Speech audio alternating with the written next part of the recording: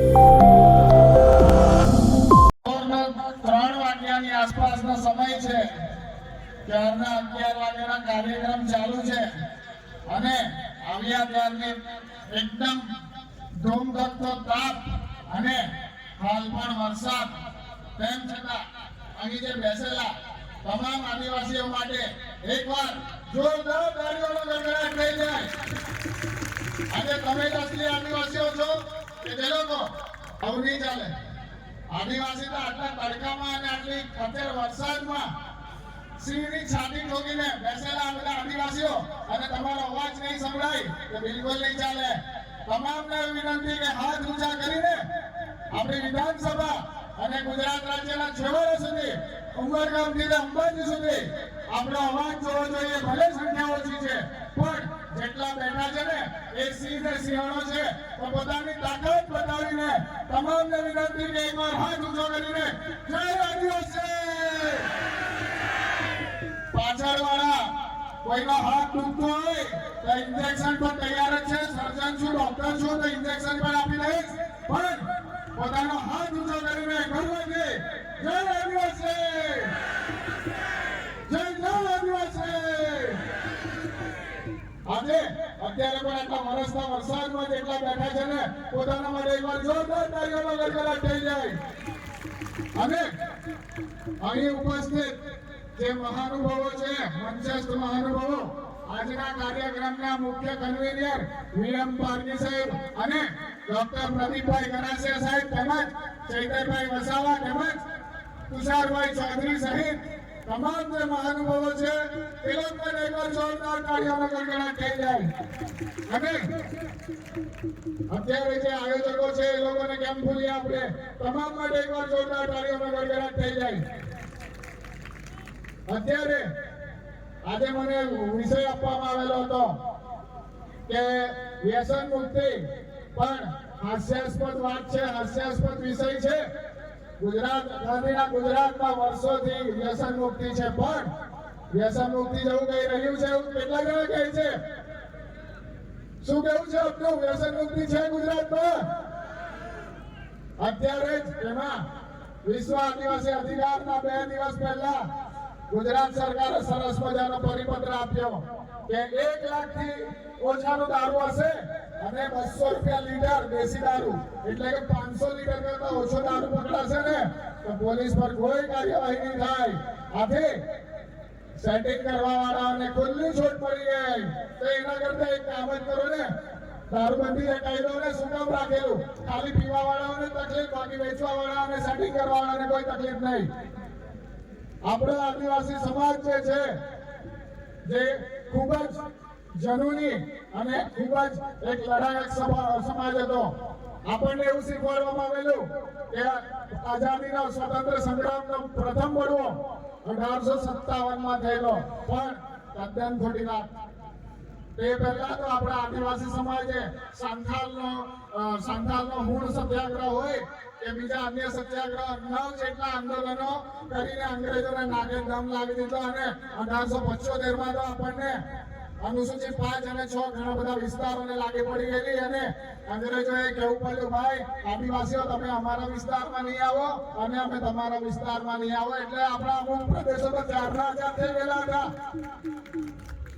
परंतु कहवाय છે ને કે जो कौम अपना इतिहास नहीं जानती वो कभी अपना भविष्य नहीं बना सकती. એટલા માટે જ આપણે અત્યારે ચૈતરભાઈ હોય કે આપણે પારગી સાહેબ હોય કે પ્રદીપભાઈ ગરાસિયા સાહેબ હોય, બધાએ વાત કરી કે ઘણા બધા મહાનુભાવો છે. અત્યારે આપણે દાખલા તરીકે વાત કરીએ, જ્યારે મહારાણા પ્રતાપ મુગલો સામે યુદ્ધ હારી રહ્યા હતા ત્યારે એમને મદદ કરનાર કોણ હતું? રાણા પૂંજાજી ભીલ. અને આજે એના માન રૂપે મેવાડમાં જે રજવાડી ધ્વજ છે એમાં મહારાણા પ્રતાપ હાથે એમનું પણ એક અસ્તિત્વ છે. જ્યારે સોમનાથ મંદિર લૂંટાતું હતું ત્યારે મુગલોની અસંખ્ય સેના સામે લડવા વાળું કોણ હતું? રાણા વીર વેગડા ભીલ, જેણે પોતાનો બલિદાન આપીને, પોતાના નાનકડા સૈન્ય સાથે બલિદાન આપીને પણ સોમનાથ મંદિરનું રક્ષણ કરવાનો પ્રયાસ કરેલો. મહારાણી રાણી લક્ષ્મીબાઈને તો તમામ જાણે છે, પણ એને યુરોજનો જે અંગ્રેજોનું સૈન્ય હતું તેની સામે ટક્કર કોણે આપેલી અને જ્યારે મહારાણી યુદ્ધ હારી રહ્યા હતા ત્યારે એની આબેહૂબ પ્રતિકૃતિ જે વીરાંગના ઝલકારીબાઈ એને પોતાના પ્રાણોનું બલિદાન આપીને પણ મહારાણીનું રક્ષણ કરેલું. આવા તો કઈ કેટલા કિસ્સાઓ છે, પણ કાળક્રમે આપણે વ્યસનોમાં ખોખલા થતા ગયા, શિક્ષણથી દૂર થતા ગયા અને આપણે જે આપણો ભવ્ય ઇતિહાસ હતો તે ભૂલી ગયા અને એકદમ માઈ કાગલા થતા ગયા. એટલે ધીરે ધીરે આપણે પાછળ થતા ગયા અને આપણે મુખ્ય દોરાથી દૂર થતા ગયા.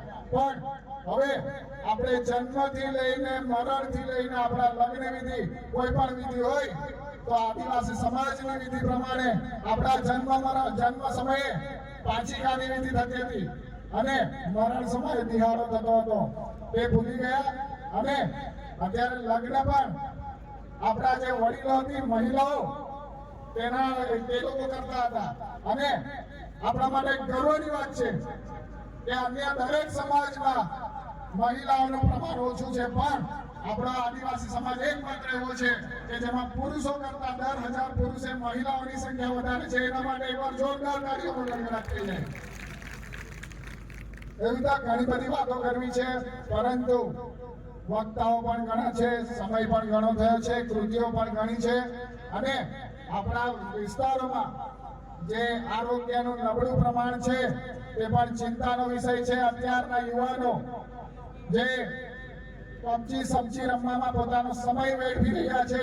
આપણા પૂર્વજો જે હતા ખડતલ હતા અને મહેનત કરીને રોજગારી મેળવતા હતા, અત્યારે આપણે નોકરીની લાલચમાં નોકરો જ બની રહ્યા છે.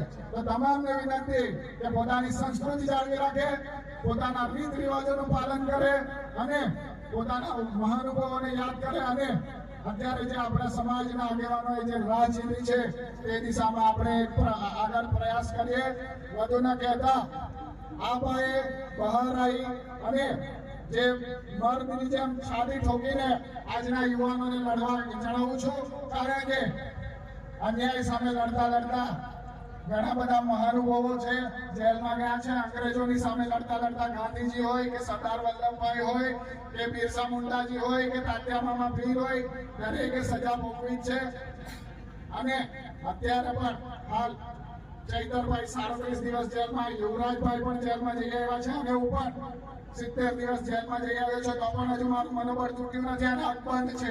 તેમાં તમામ આપશ્રી જેવા જે સ્નેહીજનો છે તે લોકો સિંહવાળો છે. લડતા રહેજો. આપણે અન્યાય સામે લડવાનું છે, ડગવાનું નથી અને ડરવાનું નથી. કોઈ આપણે જ્યારે સાચા હોય ને ત્યારે ગમે એટલી મોટી તોપ સામે આવે ને કોઈ આપણું કઈ બગાડી લેતું નથી. આથી વિશેષ વધુ ન કહેતા ફરીથી એકવાર આપણે હજુ ટેમ્પો જાળવી રાખવાનો છે. હજુ તો કાર્યક્રમ લાંબો છે. તમામને વિનંતી કે એકવાર હાથ ઊંચો કરીને પોતાની તાકાત બતાવે. જય આદિવાસી, જય આદિવાસી. પાછળ વાળા ખાવા વાળા આદિવાસીઓને પણ વિનંતી કે ખાતા એક હાથ તો તમારો ફ્રીજ છે. એક તીર એક કમાન.